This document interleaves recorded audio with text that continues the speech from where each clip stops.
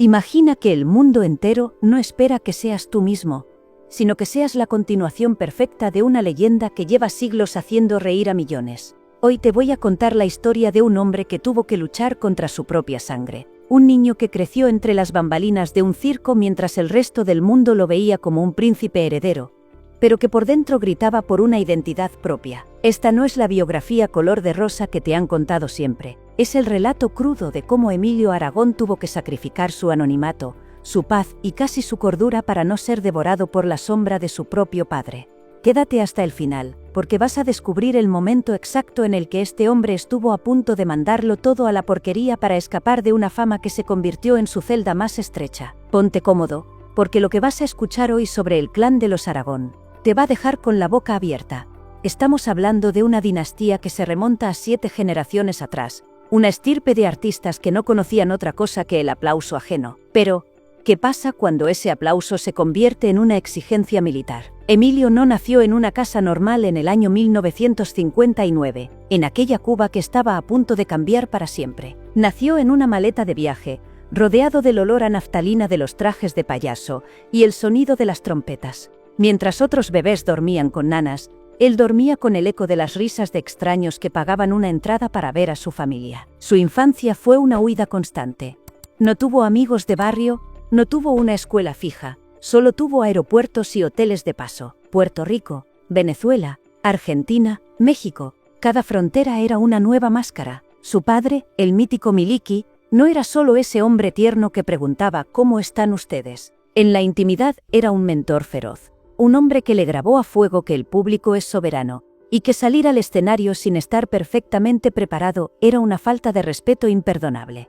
Esa presión, ese nivel de autoexigencia, empezó a crear una grieta en el alma de un Emilio que solo quería, a veces, ser invisible. Aquel niño veía a su padre y a sus tíos transformarse bajo los focos, pero cuando las luces se apagaban, el silencio en casa era denso. Emilio se convirtió en una mosca en la pared, observando cómo se escribían los guiones a mano, cómo se ensayaba cada caída y cada chiste hasta la extenuación. No había espacio para la improvisación ni para el error.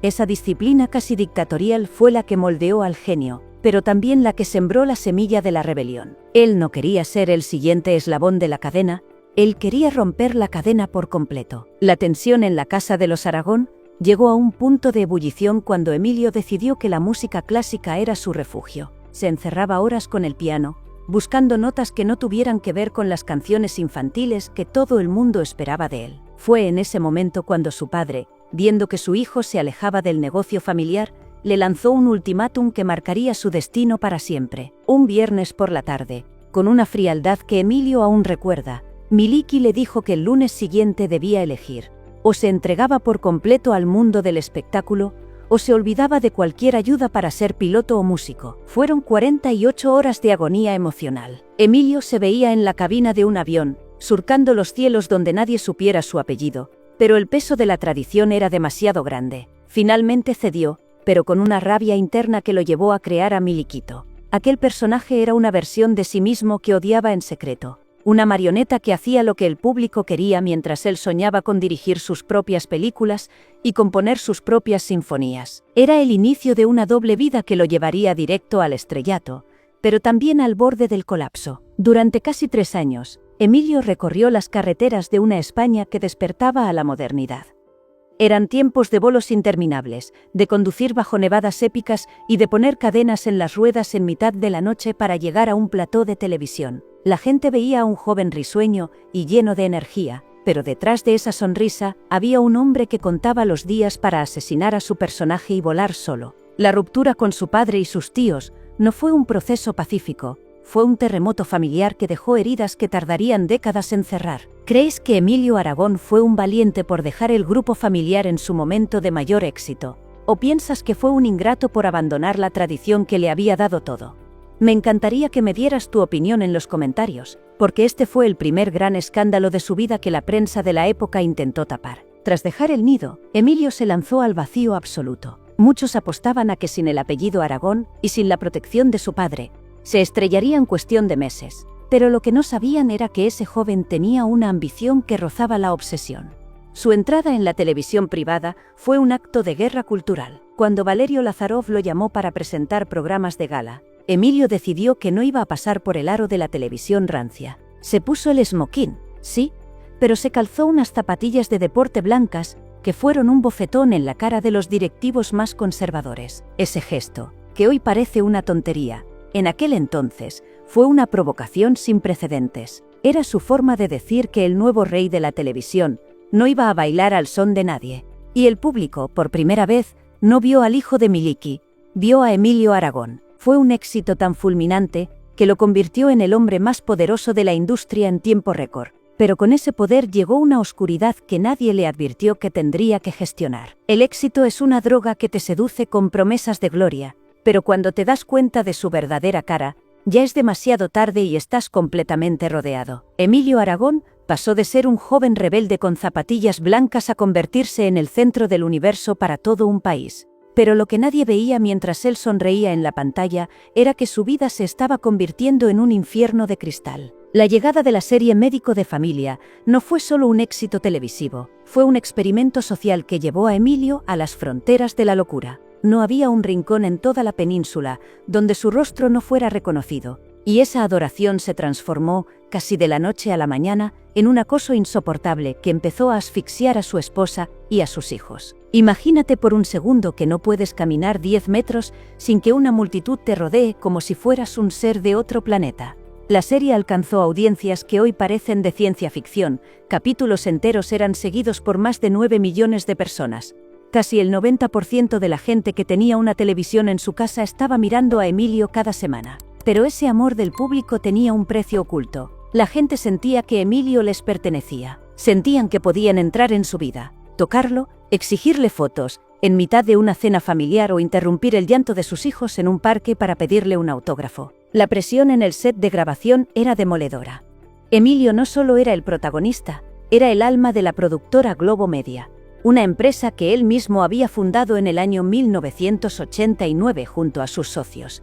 Tenía sobre sus hombros la responsabilidad de cientos de familias que dependían de su éxito. Trabajaba 16 horas al día, escribiendo, supervisando guiones y actuando. Pero el drama real no estaba en los guiones de la serie, sino en su propia casa. Su matrimonio con Aruka, el gran amor de su vida, empezó a sufrir las consecuencias de una fama que se había vuelto radiactiva. Hubo momentos de una tensión emocional desgarradora. Emilio recuerda cómo, en ocasiones, intentaba llevar a sus hijos a un simple parque de atracciones y la situación terminaba en un caos absoluto, con personas empujando para acercarse y sus hijos llorando del miedo ante el asedio de los desconocidos. El hombre que hacía reír a todos los niños de España no podía jugar con los suyos propios. Fue en ese punto de no retorno cuando Emilio sintió que si no escapaba, algo dentro de él se iba a romper para siempre. Estaba atrapado en una jaula de oro donde el dinero sobraba, pero la libertad había dejado de existir. La decisión que tomó entonces fue tan polémica que dejó a la industria de la televisión en un estado de shock absoluto. En la cima de su carrera, cuando las marcas se peleaban por él y las cadenas le ofrecían cheques en blanco, Emilio decidió que se marchaba. Pero no fue una salida elegante y pausada. Fue una huida. Pactó con los guionistas grabar todas sus escenas de una temporada completa en apenas 3 meses. Trabajó como un esclavo, sin descanso, ocultando a la prensa sus verdaderas intenciones para evitar que los paparazzi lo persiguieran hasta el aeropuerto. Muchos en el mundo del espectáculo lo llamaron loco. Los directivos de las cadenas estaban furiosos porque su gallina de los huevos de oro se escapaba del corral. Se llegó a decir que era un engreído, que se le había subido el éxito a la cabeza y que despreciaba al público español que lo había encumbrado. Pero la realidad era que Emilio estaba protegiendo los restos de su salud mental. En un movimiento desesperado, metió su vida en unas maletas y se llevó a su mujer y a sus 3 hijos a Boston, en los Estados Unidos. Allí, en una ciudad donde nadie sabía quién era, buscó refugio en el anonimato más absoluto. ¿Crees que un artista tiene el deber de sacrificarse por sus fans hasta el final? ¿O te parece que Emilio hizo lo correcto al abandonar su carrera en España para salvar la infancia de sus hijos? Esta es una pregunta que todavía hoy genera debate, y me encantaría leer lo que piensas en los comentarios. El cambio fue brutal. De ser el hombre más famoso de España a ser un estudiante más en la Universidad de Boston. Emilio se refugió en los libros y en la música, tratando de limpiar su mente del ruido de los platós. Durante meses, disfrutó del placer de ser un desconocido, de hacer la compra en el supermercado sin que nadie lo señalara y de llevar a sus hijos al colegio como cualquier otro padre. Pero incluso en la distancia, la sombra de su ambición seguía viva. No podía dejar de crear. Su mente seguía trabajando a 1000 por hora, diseñando nuevos formatos y pensando en cómo revolucionar el mercado cuando regresara. Ese tiempo en el extranjero no fue solo un descanso, fue una transformación. Emilio se dio cuenta de que ya no quería ser solo la cara amable que salía por la televisión. Quería ser el dueño de los hilos, el arquitecto de las historias. Empezó a estudiar dirección de cine y composición avanzada, preparándose para una vuelta que nadie esperaba. Pero ese regreso no sería fácil. Al volver a España, se encontró con una industria que lo miraba con recelo, como si fuera un traidor que debía volver a ganarse su sitio desde cero. Fue entonces cuando empezó su etapa más agresiva como empresario. Junto a sus socios en Globo Media, empezó a lanzar éxito tras éxito: Los Serrano, Un paso adelante, El internado. Emilio se convirtió en un magnate que controlaba lo que media España veía al cenar. Pero esa posición de poder le trajo nuevos enemigos. Se le acusó de monopolizar la pantalla, de imponer su visión creativa por encima de todo, y de ser un jefe implacable que no aceptaba un no por respuesta. El niño que una vez fue miliquito, se había convertido en un lobo de los negocios que no perdonaba un error técnico ni un guión mediocre. La vida de Emilio Aragón es un laberinto de espejos donde nunca terminas de saber quién es el hombre real y quién es el personaje. Tras consolidarse como el magnate más poderoso de la televisión con Globo Media, muchos pensaron que Emilio se retiraría a una de sus mansiones a disfrutar de una fortuna que ya era incalculable. Pero el éxito empresarial no pudo acallar los demonios de su creatividad. Su mente es una máquina que nunca se detiene, y eso ha tenido un costo personal que muy pocos conocen. Detrás de esa imagen de hombre tranquilo y educado, se esconde un hombre obsesivo, que ha pasado décadas sin poder desconectar ni un solo segundo de su trabajo. Su esposa Aruca ha sido el pilar que ha evitado que Emilio se desmoronara, pero la convivencia con un genio nunca es sencilla. Emilio confiesa con una honestidad que duele que ha sido un marido ausente incluso cuando estaba sentado a la mesa. Su obsesión por la perfección es tal que puede quedarse en blanco en mitad de una reunión familiar porque ha escuchado una melodía en su cabeza o porque se le ha ocurrido un giro dramático para una novela. Esta desconexión con la realidad lo ha llevado a vivir en un mundo paralelo, una soledad creativa que lo ha acompañado durante más de 40 años de matrimonio. Es el precio invisible de ser un artista total, estar rodeado de gente y, sin embargo, estar completamente solo en tu propio universo. Pero la polémica no solo ha rodeado su vida privada, sino también sus decisiones artísticas más recientes. Cuando todos esperaban que siguiera produciendo series de éxito, Emilio volvió a dar un volantazo que nadie entendió.